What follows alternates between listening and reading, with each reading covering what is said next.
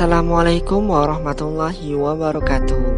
Baiklah, di sini saya Rudi Andrian ingin menjelaskan mengenai pengaruh arus kas operasi dan laba bersih terhadap dividen kas pada perusahaan manufaktur sektor makanan dan minuman yang terdaftar di Bursa Efek Indonesia untuk tahun 2016 sampai tahun 2019.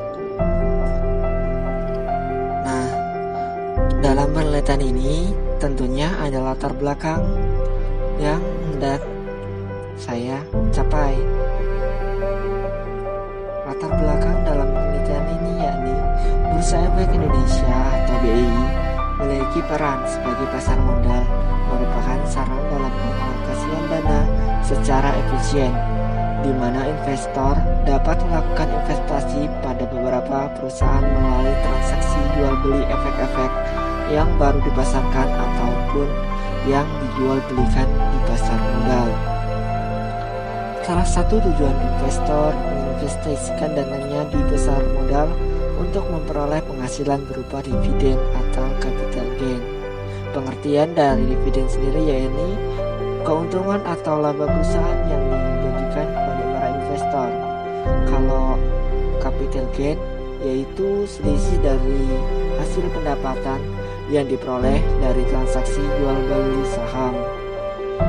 Nah, dividen sendiri itu lebih disukai daripada keuntungan atau capital gain, karena dividen itu memberikan kepastian daripada capital gain yang hanya menggunakan naiknya harga saham. Menurut Patang tahun 2013, hal ini memberikan keyakinan kepada investor yang diperoleh dari dividen kas yang mendasari manajemen perusahaan untuk menawarkan besarnya dividen. Alasan utama investor lebih menyukai dividen adalah adanya kepastian yang diberikan kepada perusahaan. Dalam menentukan besarnya dividen, yakni perusahaan akan memperhatikan laba bersih yang diperoleh perusahaan, sedangkan laba bersih sendiri diperoleh dari aktivitas operasi perusahaan. Selanjutnya latar belakangnya yakni mengenai data arus kas, laba bersih dan dividen kas. Di sini ada beberapa contoh mengenai arus kas, laba bersih dan dividen kas perusahaan untuk tahun 2016 sampai tahun 2015. Di sini tampak bahwa setiap tahun perusahaan itu memberikan naik turun. Nah, dapat dilihat dari data di atas, beberapa perusahaan memberikan dividen dengan jumlah yang berbeda-beda setiap tahunnya. Pada saat arus kas operasi dan laba bersih mengalami kenaikan, dividen kas yang diberikan menurun dan sebaliknya.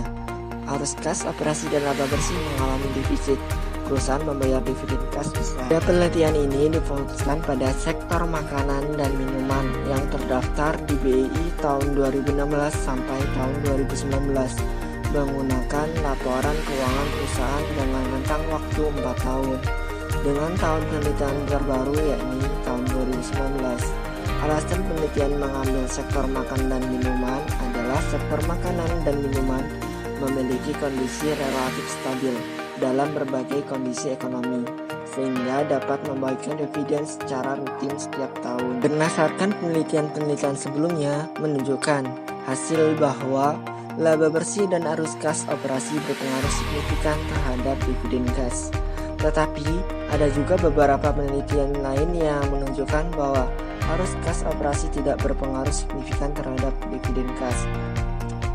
Ketidakkonsisten dari penelitian-penelitian sebelumnya menjadikan alasan penting kenapa penelitian kembali dilakukan.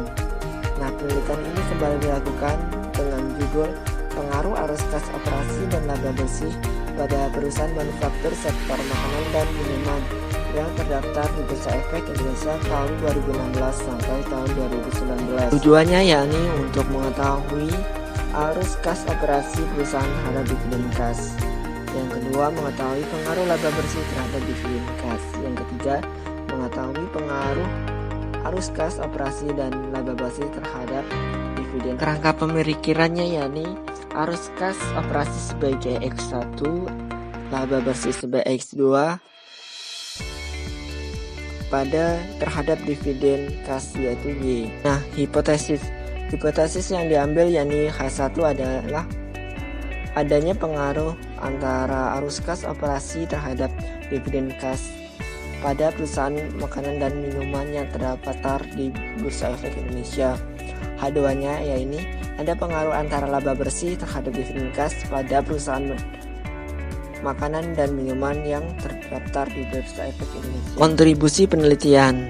Nah, di sini peneliti membagi dua, yakni ada kontribusi teoritis dan manfaat praktis.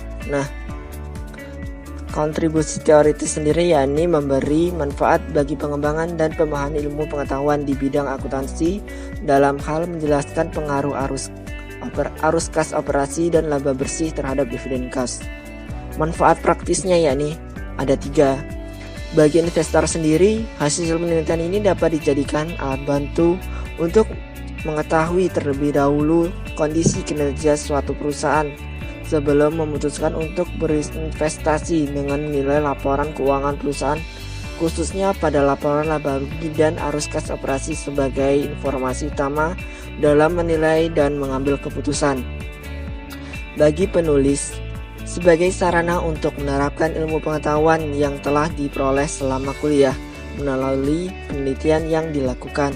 Bagi penelitian selanjutnya yakni penelitian ini diharapkan menjadi referensi dalam memecahkan masalah dan memberikan informasi yang dibutuhkan serta memberikan masukan dalam membuat keputusan. Nah, teori. Pada teori ini ada 4 hal yang menjadi teori utama dalam penelitian ini. Yang pertama yaitu laporan keuangan, yakni yang merupakan media penting yang menyediakan informasi mengenai keuangan yang digunakan untuk menilai kinerja dan kondisi ekonomis di suatu perusahaan. Yang kedua yakni teori dividen, pembagian laba kepada pemegang saham perusahaan yang sesuai dengan jumlah lembar yang dimiliki. Pembagian dividen berdasarkan interval waktu yang tetap. Namun apabila ada pembagian dividen tambahan, dividen dibagikan sesuai dengan keputusan RUPS. Yang ketiga yakni arus kas operasi, merupakan aktivitas yang berkaitan dengan upaya perusahaan untuk menghasilkan produk sekaligus semua upaya yang berkaitan dengan menjual produk tersebut. Yang keempat yakni laba bersih, merupakan suatu ukuran seberapa besar harta yang masuk atau pendapatan dan keuntungan melebihi harta yang keluar atau beban dan kerugian. Nah, untuk dari dividen sendiri ada teori ketidakrelevanan atau irrelevant dividend position. Teori ini menganggap bahwa dividen seharusnya tidak relevan, merupakan suatu alasan yang masuk akal dalam konteks ekonomi keuangan. Karena dari proposisi neoklasik di persaingan sempurna, teori ini dapat dipahami sepenuhnya oleh Miller dan Modigliani. Yang kedua yakni teori perataan atau smoothing teori. Pembagian dividen tergantung bagian pada laba perusahaan tahun ini dan tahun sebelumnya. Yang ketiga yakni ada teori burung di tangan atau bird in the hand teori. Dividen dalam teori ini dikenal sebagai burung di tangan karena dividen lebih disukai daripada laba ditahan, yang menggambarkan bahwa burung di pepohonan atau di semak-semak, karena burung di semak-semak tersebut tidak mengandung material sebagai dividen mendatang. Alasannya burung tersebut dapat terbang setiap waktu, yang berarti tidak ada keuntungan dari apa yang telah memegang saham. Nah, di sini dapat dilihat bahwa terdapat penelitian terdahulu. Nah, di sini menghasilkan ada yang berpengaruh, ada yang tidak. Nah, di sini sebagai landasan utama, peneliti melakukan penelitian kembali untuk membuktikan bahwa sebenarnya ada atau tidak sih pengaruh dalam laba bersih maupun arus kas operasi terhadap dividen. Nah, metode pelaksanaan. Di sini ada populasi penelitian adalah data laporan keuangan di Bursa Efek Indonesia, khususnya perusahaan makanan dan minuman.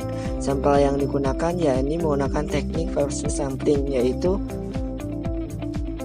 secara acak. Data yang diperoleh berasal dari laporan keuangan perusahaan makanan dan minuman yang terdaftar di Bursa Efek Indonesia tahun 2016 sampai tertentu yang akan diolah menggunakan PSS versi 22. Jenis penelitian. Jenis penelitian ini menggunakan metode penelitian pendekatan asosiatif, yaitu rumusan masalah penelitian yang bersifat menanyakan hubungan antara dua variabel atau lebih, dan menggunakan metode kuantitatif penelitian yang menggunakan analisis data yang berbentuk numerik atau angka. Operasionalisasi variabel. Berdasarkan PSAK, arus kas operasi dirumuskan sebagai berikut. Arus kas operasi sama dengan kas masuk dari kegiatan operasi dikurangi kas keluar dari kegiatan operasi. Sedangkan laba bersih menurut Sunjata dan Barlian menyatakan bahwa laba bersih atau net income adalah laba akhir sesudah semua biaya, baik biaya operasi maupun biaya utang dan pajak dibayar. Perhitungan laba bersih dirumuskan sebagai berikut. Laba bersih sama dengan laba kotor dikurangi beban usaha ditambah pendapatan lain-lain dikurangi beban lain-lain dikurangi pajak.